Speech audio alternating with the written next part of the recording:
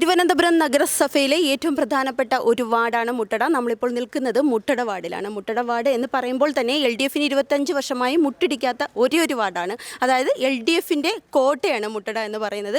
ഇത്തവണ LDF സ്ഥാനാർത്ഥിയായിട്ട് ഇവിടെ നിൽക്കുന്നത് അധ്യാപകനാണ്, അഡ്വക്കേറ്റാണ്, കൂടെ കേശവദാസപുരം കൗൺസിലറുമായ അംശു വാമദേവനാണ്. അദ്ദേഹത്തിൻ്റെ വിശേഷങ്ങളൊക്കെ നമുക്കൊന്ന് ചോദിച്ചറിയാം.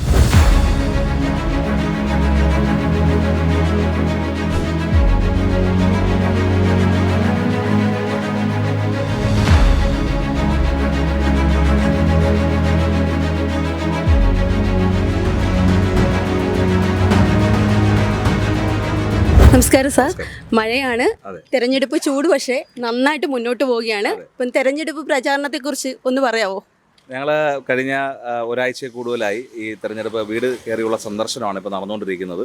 ഞങ്ങളുടെ വാർഡ് കൺവെൻഷനും ബൂത്ത് കൺവെൻഷനുകളും എല്ലാം കഴിഞ്ഞു. വലിയ വമ്പിച്ച സ്വീകരണമാണ് എല്ലാ സ്ഥലത്തും നമുക്ക് ലഭിക്കുന്നത്. കൺവെൻഷനുകളെല്ലാം നിറഞ്ഞു കവിഞ്ഞ ആളുകളുണ്ടായിരുന്നു.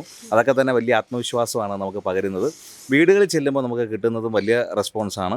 ഒന്ന്, നമ്മുടെ നേരത്തെയുള്ള കൗൺസിലർമാർ ചെയ്ത വികസന പ്രവർത്തനങ്ങൾ ഉൾപ്പെടെയുള്ള കാര്യങ്ങളാണ് ചർച്ച ചെയ്യുന്നത്. ആ വികസനങ്ങൾ ചർച്ച ചെയ്തുകൊണ്ടാണ് നമ്മൾ വോട്ട് ചോദിക്കുന്നത്. നേരത്തെ തൊട്ട് മുമ്പ് ഞാൻ കൗൺസിലറായിരുന്ന കേശവദാസപുരം വാർഡിലെ വികസനങ്ങൾ ഞങ്ങൾ ചൂണ്ടിക്കാണിക്കുന്നുണ്ട്. അങ്ങനെ വികസനത്തിന് വോട്ട് എന്നുള്ള നിലയിലാണ് ഞങ്ങൾ വോട്ട് അഭ്യർത്ഥിക്കുന്നത്. ജനങ്ങളിൽ നിന്ന് കിട്ടുന്ന ഒരു പ്രതികരണവും ഞങ്ങൾക്ക് വലിയ ആത്മവിശ്വാസമാണ് പകരുന്നത്.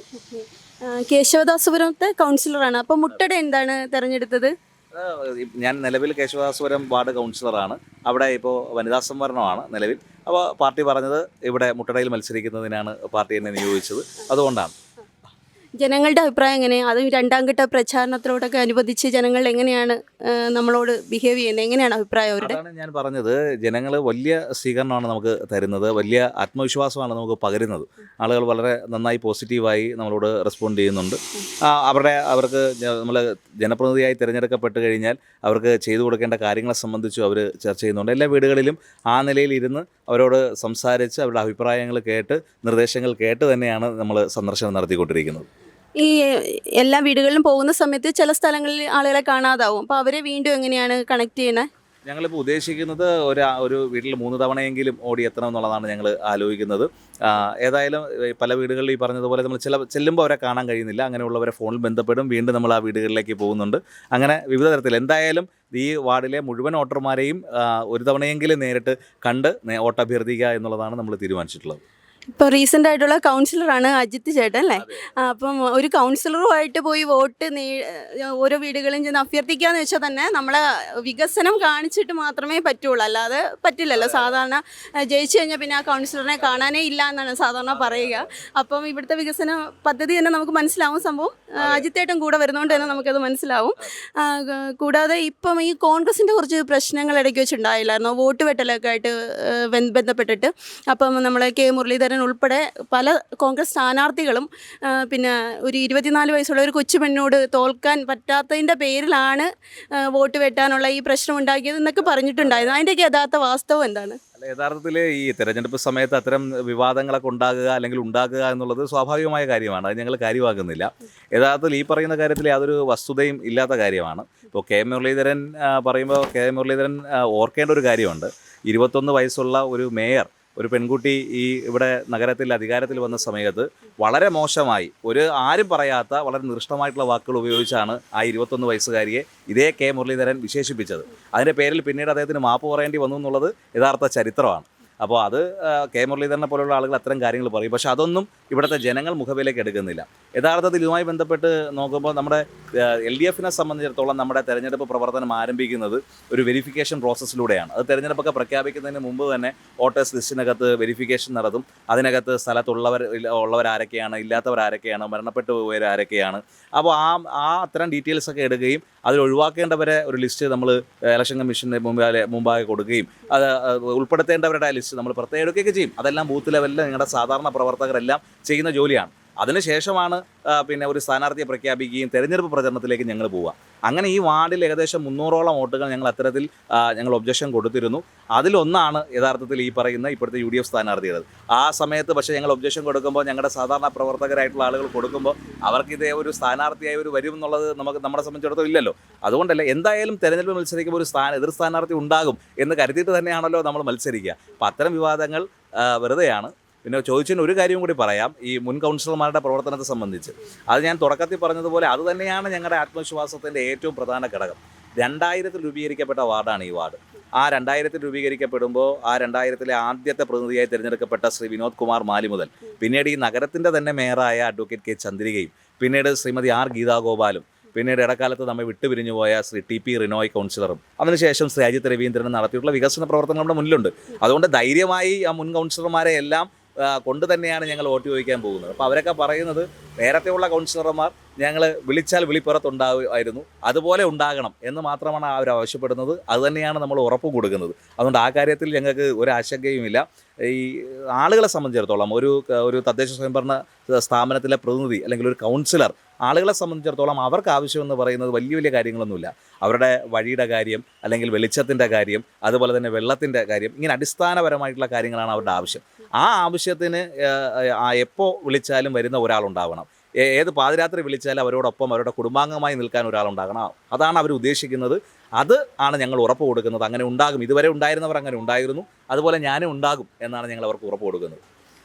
വൈഷ്ണയ്ക്ക് കിട്ടിയ പോപ്പുലാരിറ്റി ഇപ്പോൾ സോഷ്യൽ മീഡിയയിൽ ഉടനീളം പറയുന്നത് അതുകൊണ്ട് നമ്മുടെ സ്ഥാനാർത്ഥിത്വത്തെ അത് ബാധിക്കും, അല്ലെങ്കിൽ നമ്മുടെ ഈ പ്രചരണത്തെ അത് ബാധിക്കും എന്നൊക്കെയാണ്. അത് അവർ തന്നെ ഉണ്ടാക്കുന്ന പ്രശ്നമാകാം. വൈഷ്ണവിക്ക് അത്രയ്ക്ക് നല്ലൊരു പോപ്പുലാരിറ്റിയാണ് ഈ ടൈമിൽ കിട്ടിയത്. അതിനെക്കുറിച്ച് എന്താ പറയുള്ളത്?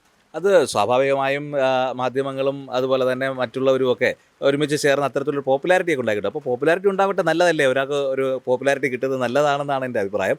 പക്ഷേ പുട്ടടെ വാർഡിലെ ജനങ്ങളെ സംബന്ധിച്ചിടത്തോളം അവർ പ്രബുദ്ധരായിട്ടുള്ള ആളുകളാണ്, അവർക്ക് കാര്യങ്ങൾ തിരിച്ചറിയാൻ കഴിയുന്ന ആളുകളാണ്.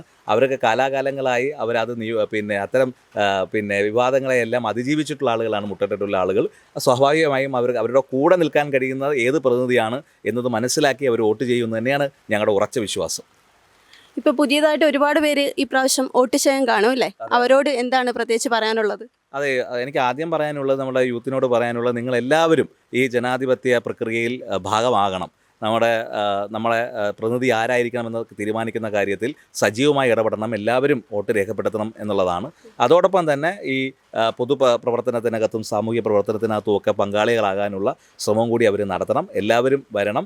ഇടതുപക്ഷ ജനാധിപത്യ മുന്നണിയുടെ വികസന പ്രവർത്തനങ്ങൾക്ക് കൂടെ നിൽക്കാൻ ഒരു ജനപ്രതിനിധിയായി എന്നെ നിങ്ങളെ കൂടെ കൂട്ടണം. നിങ്ങളുടെ ഒരു സഹോദരനായി, ജ്യേഷ്ഠനായി, അനിയനായി നിങ്ങളോടൊപ്പം ഞാൻ ഉണ്ടാകും എന്ന് അവർക്ക് ഉറപ്പ് കൊടുക്കാനാണ് ഞാൻ ഈ അവസരം ഉപയോഗിക്കുന്നത്.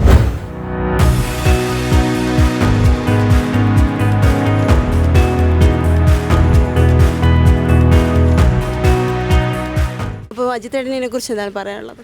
ഒരു 29 മാസങ്ങൾക്ക് മുമ്പ് ഒരു ബൈ ഇലക്ഷനിൽ ശ്രീ TP റിനോയ് നമ്മെ വിട്ടുപിരിഞ്ഞതിന് ശേഷമുള്ള ബൈ ഇലക്ഷനിലാണ് ഞാൻ ഈ വാർഡിൻ്റെ കൗൺസിലറായി വരുന്നത്. അപ്പം വലിയ ഉത്തരവാദിത്വമായിരുന്നു. കാരണം മുൻകാലങ്ങളിലെല്ലാം വാർഡ് രൂപീകരിച്ച കാലഘട്ടം മുതൽ LDFനൊപ്പം നിൽക്കുന്ന വാർഡ്. ഞങ്ങൾ അത്രമേൽ സ്നേഹിക്കുന്ന വീട്ടുകാരും നാട്ടുകാരും. അപ്പം അവർക്കൊരു കുറവ് വരരുത് എന്ന് കരുതിയാണ് പാർട്ടി നമ്മളെ ഇത് ഏൽപ്പിച്ചത്. അപ്പം ഈ കഴിയുന്ന അവസരങ്ങളിൽ വരെയും പരമാവധി എല്ലാ വീടുകളിലും എത്താനും എല്ലാവരോടും ഒരു സ്നേഹബന്ധം പുലർത്താനും നമുക്ക് കഴിഞ്ഞിട്ടുണ്ട്. അത് നാടിൻ്റെ വികസനത്തിലാവട്ടെ, ക്ഷേമ പ്രവർത്തനങ്ങളിലാവട്ടെ, എല്ലാത്തിലും. അപ്പം നമുക്കങ്ങനൊരു എല്ലാ വീട്ടിലെയും മകനെ പോലെ, സഹോദരനെ പോലെ എത്താനായിട്ട് ഞങ്ങൾക്ക് സാധിച്ചിട്ടുണ്ട്. അത് ഒരു ടീം വർക്കിൻ്റെ കൂടി ഭാഗമാണ്. നാട്ടിലും നല്ലവർക്കും നമുക്ക് നല്ലതേ ചെയ്തുകൊള്ളൂ. നല്ലതെന്ന് വെച്ചാൽ എന്തെങ്കിലും പറഞ്ഞാൽ ഉടനെ ആ സെക്കൻഡിൽ വരാൻ പറ്റിയില്ലെങ്കിലും 10 മിനിറ്റിനുള്ളിൽ വന്ന് ആരെങ്കിലും പറഞ്ഞു വെച്ച കാര്യങ്ങൾ, എല്ലാ കാര്യങ്ങളും നടപ്പാക്കും. അപ്പോൾ ഈ മോൻ പോകണമെന്ന് പറഞ്ഞപ്പോൾ എനിക്ക് ഭയങ്കര വിഷമമായിപ്പോയി.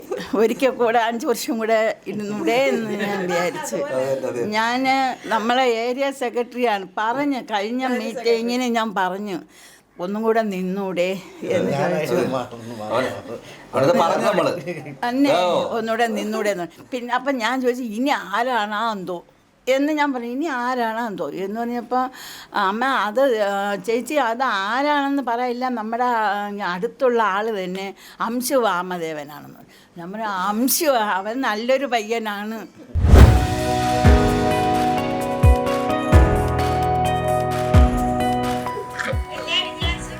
ഓക്കെ.